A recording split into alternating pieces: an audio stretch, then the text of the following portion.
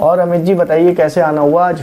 बस सर इसी सिलसिले में आना हुआ है कि हम सोच रहे हैं कि बिजनेस अभी मैंने जैसे जस्ट अभी स्टार्ट किया है, तो उसमें क्या क्या कंप्लाइंस वगैरह हमें करने चाहिए, क्या नहीं होते, क्या कर सकते हैं, कौन सा फ़ायदेमंद रहेगा। अच्छा, किस चीज़ का बिजनेस कर रहे हो आप? हम फूड आउटलेट खोल रहे हैं जिसमें पिज़्ज़ा वगैरह मेनली हमारा काम रहेगा। अच्छा, मतलब आप फास्ट फूड का बिजनेस करना चाह रहे हो और आप मुझसे ये जानना चाह रहे हो आपको क्या लाइसेंस चाहिए, क्या रजिस्ट्रेशन चाहिए, है ना? जी बिल्कुल। देखो पहले आप ये समझ लो आपका बजट कितना है।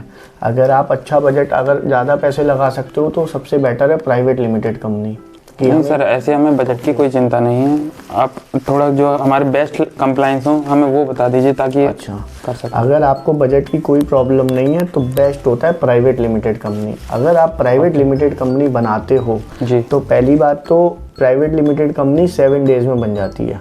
ठीक है, सबसे बड़ा फ़ायदा ये है 7 दिन में कंपनी बन जाएगी और जो आपका टाइटल रहेगा वो आप एज ए डायरेक्टर अपॉइंटमेंट, दुनिया आपको डायरेक्टर की निगाह से जानेगी। कल को आप आईपीओ लाना चाहते हो या अपना पैसा जनता से लेना चाहते हो तो आप आईपीओ भी ला सकते हो। जैसे आपने देखा होगा एनएससी बीएससी में कितने आईपीओ आते हैं। हाँ जी, आजकल तो आईपीओ बहुत पॉपुलर है। और इनिशियली आप क्या कर सकते हो, एसएमई आईपीओ ले आओ। एसएमई आईपीओ में क्या होता है, जो छोटी कंपनी है जो अभी बहुत बड़ी नहीं हुई तो वो इनिशियल लेवल पे एसएमई आईपीओ के थ्रू पैसा उठा सकती हैं। अब आप पूछोगे पैसा उठाने का फायदा क्या होगा मुझे? बिल्कुल, ये आईपीओ का पैसा ऐसा होता है जो आपको कभी रिफंड ही नहीं करना होता।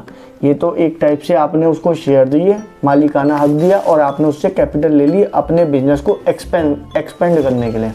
तो आप कल को आईपीओ भी ला सकते हो। आईपीओ जो होता है सिर्फ एक प्राइवेट लिमिटेड कंपनी के थ्रू ही आता है। जब वो पब्लिक में कन्वर्ट होती है तभी आप आईपीओ के प्रोसेस को फॉलो कर सकते हो। इन द केस अगर आप प्राइवेट नहीं बनाते हो और प्रोपराइटरशिप बनाते हो तो प्रोपराइटरशिप में सबसे बड़ा नुकसान ये होता है कि प्रोपराइटरशिप कभी भी प्राइवेट लिमिटेड में कन्वर्ट ही नहीं होती। तो आपको 3 इयर्स के कुछ क्राइटेरिया होते हैं आईपीओ के कि 3 साल आपने कितना प्रॉफिट करा, तो वो सब क्राइटेरिया आप कभी फुलफिल ही नहीं कर पाओगे। तो आपको फ्रॉम फर्स्ट डे दोबारा से सारी चीज़ें स्टार्ट करनी पड़ेंगी। तो आपके लिए अगर बजट का इशू नहीं है तो आपके लिए बेस्ट है कि आप प्राइवेट लिमिटेड बनाओ। नाम बड़ा, पहचान बड़ी, काम और बड़ा कर लो तो आपको लोन भी इजीली मिल जाएगा प्राइवेट। हम यही चाहते हैं कि दिन पे दिन सबके बिजनेस तरक्की करते हैं, तो हम अब बिजनेस को एक वाइड रेंज पर ले जाना चाहते हैं ताकि आगे सब कुछ ठीक हो। तो आप क्या करो, सबसे पहले एक प्राइवेट लिमिटेड कंपनी बनाओ, एक जीएसटी लो, क्योंकि आपका फूड का बिजनेस है तो आपको फूड लाइसेंस लेना मैंडेटरी है। बिना फूड लाइसेंस के अगर आप काम करते हो तो आपको एक अच्छी खासी पेनल्टी देनी पड़ सकती है, जो कि एफएसएसएआई एक बॉडी होती है जो आप पे इम्पोज कर सकती है। तो क्यों पेनल्टी देना जब हमें पता है कि ये मैंडेटरी रिक्वायरमेंट है, तो आप फूड लाइसेंस भी लो। इसके बाद अगर आप एडिशनली और चीज़ चाहते हो, जैसे कि आप अपने नेम और ब्रांड को सिक्योर करना चाहते हो, तो आप अपने ऑर्गेनाइजेशन का या बिजनेस का ट्रेडमार्क रजिस्टर्ड भी कर सकते हो। अच्छा जी। हाँ, तो उससे क्या होगा, कोई आपके बिजनेस के नाम को कॉपी नहीं करेगा।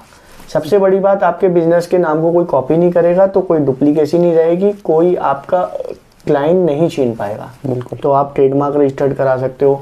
इसके बाद फर्दर अगर आप पे रेवेन्यू जनरेट रहता है तो आप एक आईएसओ होता है वो भी करा सकते हो।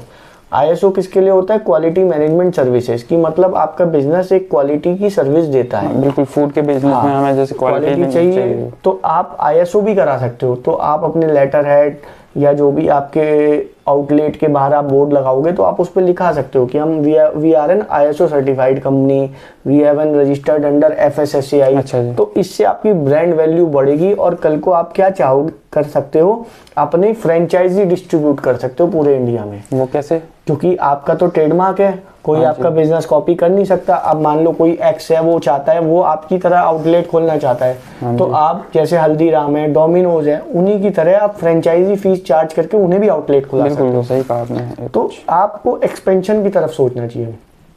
तो मेरे हिसाब से आपके लिए प्राइवेट लिमिटेड सही रहेगी क्योंकि आपका कोई बजट का इशू नहीं है। ठीक है, तो इसे सब आप करवा दीजिएगा। ठीक है, मैं करवा देता हूँ। इसमें कराने के लिए मिनिमम हमें 2 डायरेक्टर की ज़रूरत पड़ती है। दोनों डायरेक्टर का आपको पैन, आधार और बैंक स्टेटमेंट हमें देना पड़ेगा और 2 email ID, 2 mobile number, so that कि हम आपका पहले नेम अप्रूवल कराएंगे। नेम अप्रूवल कराने के बाद हम आपकी कंपनी रजिस्टर्ड कराएंगे। वंस आप एक बार आपकी कंपनी रजिस्टर्ड हो गई, देन हम कंपनी का जीएसटी अप्लाई करेंगे, क्योंकि जीएसटी आज के टाइम में बहुत ज़रूरी है। बिल्कुल सर। ठीक है, इस वे में काम करेंगे और फिर आप उसकी एनुअल फाइलिंग या आरओसी फाइलिंग या मंथली फाइलिंग प्रॉपरली हमारे थ्रू कराइए, या जैसे आपको ठीक लगे आप वैसे कराइए, है ना। नहीं, आपके थ्रू ही कराना बेटर है, वरना ये ऑलरेडी चीजें इतनी फैल जाती हैं तो कौन संभालेगा उसको। कंपनी बनने के बाद भी बहुत सारे काम रहते हैं, ऐसा नहीं है कि आपकी आज कंपनी बन गई और आपका काम खत्म हो गया। कंपनी बनने के बाद आप जो सेल परचेज कर रहे हो उसकी प्रॉपर टैली में एंट्री होनी चाहिए, क्योंकि जब हम साल के एंड में जब बुक्स फाइनलाइज करेंगे, बैलेंस शीट बनाएंगे, तो हमारे पास सेल परचेज और बैंक स्टेटमेंट का डेटा प्रॉपर होना चाहिए। जी बिल्कुल। ठीक है। इसके अलावा और क्या कंप्लाइंस है, टीडीएस की कंप्लाइंस है, और आपका टीडीएस जिसने काटा वो जमा करा कि नहीं करा, रिकंसिलेशन है, आपने किसी को जीएसटी पे करा उसने जमा करा नहीं करा, वो रिकंसिलेशन है। तो ये सारे काम मंथली बेसिस पे होते हैं, इससे आपको फ़ायदा ही होगा। अगर लेट सपोज आप एक फ़ीस हमें दे रहे हैं, एक्स फीस दे रहे हैं जी, अगर आप काम प्रॉपर तरीके से करेंगे ना, तो ये मेरी श्योरिटी है कि जो आप फीस दे रहे हैं उससे ज़्यादा आपकी सेविंग हो जाएगी। क्योंकि बहुत सारा बिजनेस में लॉस जो होता है वो इग्नोरेंस ऑफ अकाउंटिंग की वजह से होता है। अब आपको पता ही नहीं कि आपने टीडीएस किसी ने आपका काटा है, वो जमा करा नहीं करा, एक लेमैन चेक नहीं कर सकता, ये मेरी श्योरिटी है। Only a professional can check कि आपका टीडीएस प्रॉपर कटा है कि नहीं कटा, जीएसटी आपका जमा हुआ कि नहीं हुआ, या फिर आपने जिसका टीडीएस काट भी लिया और जमा ही नहीं कर पाए और पोर्टल में भी पड़ा रह गया, तो वो एक बहुत मिसमैनेजमेंट है। तो ये सारी चीज़ें आपको एक प्रोफेशनल ही गाइड कर सकता है। तो आप मंथली अगर अकाउंटिंग मैनेज करेंगे तो कोई दिक्कत नहीं आएगी। मेरी सलाह यही रहेगी कि आप मंथली अकाउंटिंग मैनेज करें, तभी आप ग्रो कर पाओगे। हम आपकी सलाह मानते हैं और सारी जो चेकलिस्ट के अकॉर्डिंग आपको सारे डॉक्यूमेंट्स मैं प्रोवाइड कर देता हूँ। ठीक है, आप हमें व्हाट्सएप पे डॉक्यूमेंट भेज दीजिए और हम आपको, हमारा बंदा व्हाट्सएप पे कोऑर्डिनेट कर देगा। कोई भी डॉक्यूमेंट कम ज़्यादा होंगे, इस काम को हम शुरू करते हैं। बिल्कुल सर, ठीक है, इसे आज ही शुरू कराइए। Thank you. Okay sir.